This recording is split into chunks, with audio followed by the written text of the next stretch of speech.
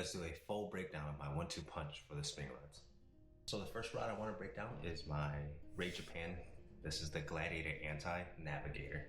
It's a 7.4 medium light with a stinger tip. And it's really nice because that 7.4 just allows you to bomb really light lures.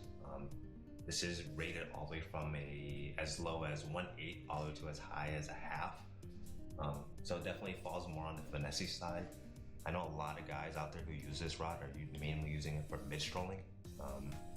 But I normally use this actually for a lot of my treble hook baits. So like my finesse jerk baits and crank baits. And it handles it beautifully just because of the bend in it. So a lot of this is actually mainly backbone with a little bit of bend. Whereas once you start to get into the midsection, it just starts to bend like crazy. Super parabolic, so that's what you really want on those treble hook baits. And on occasion, I'll even throw lighter soft baits on this, so like really finessey, like free rigs and Texas rigs, sometimes even really finessey casting and like football jigs. I will say, between this and my other rod, I don't use this as often, mainly because it's just a little too finessey for me. Obviously, it does have its applications, but I find myself using this more in the fall than I do like spring and summer, just because I have obviously a bunch of other rod and reel setups that I use specifically for like the spring and the summer. So this definitely does fall more niche in my fall fishing when it comes to bass, but I does see a lot of time in the spring, mainly because I use it for crappie and panfish in general, and it handles it beautifully. I also want to preface that this is not a cheap rod. It definitely falls in more in the high-end category. It is a $499 rod. I will also say I did not get it at that price point. This rod, well, specifically the brand itself, tends to do a lot of promotions, or it falls in promotions a lot of times, because it's not a brand exclusion, which is really nice. So a lot of times you can get, if you're lucky, you can get them at a BOGO deal, or even get it at 30% off or 25% off. I did get this rod at 30% off, which put it at $380, which definitely made my buy, I guess, more justified. And obviously that's at buyer's discretion. With everything being said, that's my breakdown and review of this rod. So if you guys have any more questions about it, just let me know. And now going on to my favorite of the two. This is the Megabass Destroyer P5. This is the WindBuster. So with the WindBuster, I will say that this is a piece of art. Every time I hold this rod, it just feels right. Something about it, every time I use it, it's just perfect every time. And I will say that this is a masterpiece of a rod. The WindBuster here is a 7.2 f3.5 power, I believe,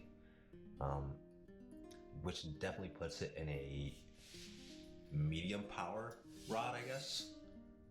But something about this rating is definitely off because it's got so much backbone. But then once you get halfway into the rod, it starts to bend.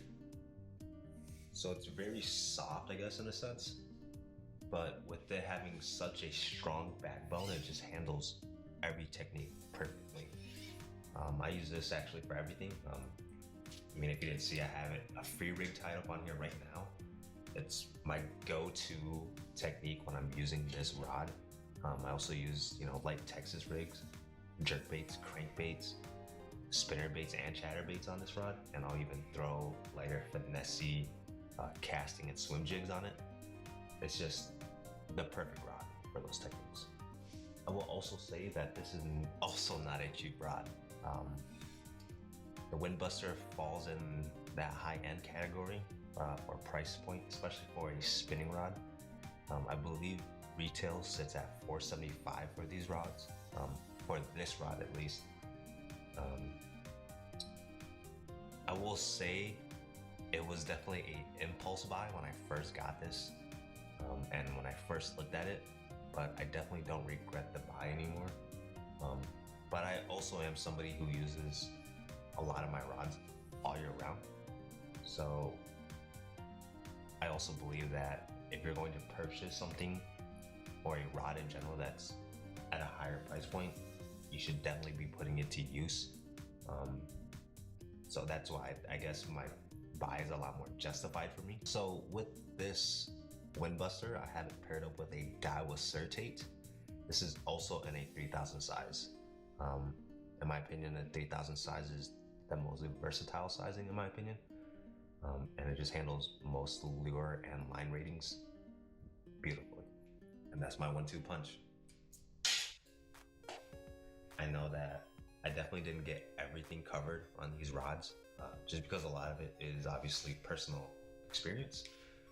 So if you do have any questions, definitely just put those questions in the comments and I'll get to them as fast as I can.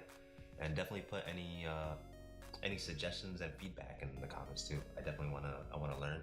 I wanna get to obviously know you guys as well as an audience, and you know, we can just grow together. Because I'm definitely not an expert per se. So there's always room for improvement for me and you guys. Thank you.